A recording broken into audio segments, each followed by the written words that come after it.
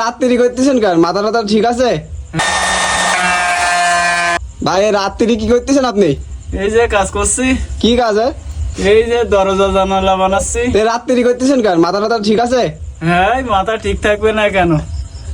রাত্রি করার কারণ কি?